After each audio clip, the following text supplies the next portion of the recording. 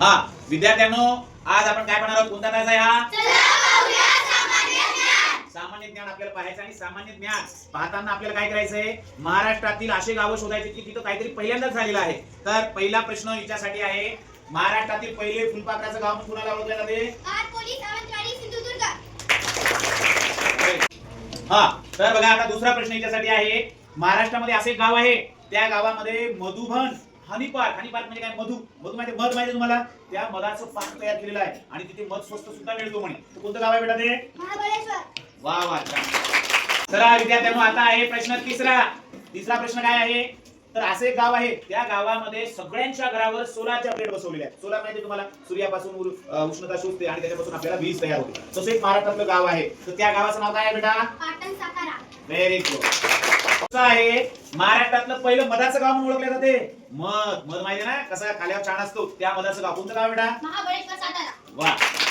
तुमचा प्रश्न याच्यासाठी आहे, असं एक गाव आहे महाराष्ट्रामध्ये की त्या गावामध्ये ना, महाराष्ट्रातील असं पहिलं गाव आहे की ज्या गावामध्ये कुणाकडेच नोटा नाहीये, कॅशलेस व्यवहार करतात, ते फोन पेचा वापर करतात, डिजिटल पेमेंट करतात. तर असं गाव कोणतं आहे बेटा? प्रश्न आहे, असं कोणतं गाव आहे? पहिलं गाव ते की ते पुस्तकांचं गाव आहे. पुस्तकांचं गाव आहे. फक्त पुस्तकं दिसतील तुम्हाला सगळ्यांच्या घरी. मग हे पुस्तकांचं गाव कुणाला ओळखलं जाते का? जिल्हा महाबळेश्वर सातारा. वा. त्याच्यासाठी खूप इंटरेस्टिंग प्रश्न आलेला आहे विद्यार्थ्यांनो. काय माहिती का? पहिलं असं गाव तिथे वादमुक्त आहे, तिथे भांडणच होत नाही, कोणी कुणाला वाद करत नाही. आता आपल्या वर्गामध्ये 5 मिनिटं जर मी इकडे गेलं की वाद सुरू होतात, पण त्या गावामध्ये वाद होत नाही. असं महाराष्ट्रातलं पहिलं वादमुक्त गाव कोणतं बेटा? रत्नागिरी. वा.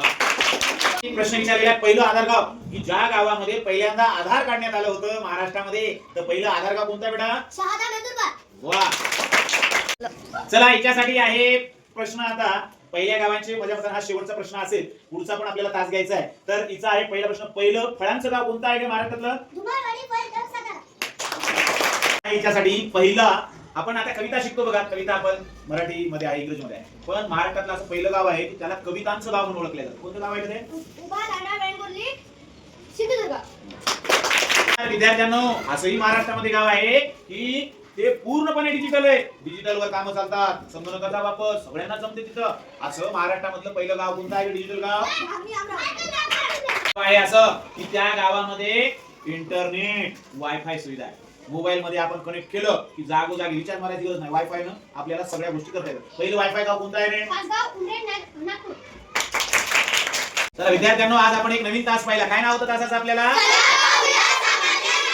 आवडला तुम्हाला? पुढच्या शनिवारी पण घ्यायचा. मग एकदा जोरदार टाळ्या वाजवा.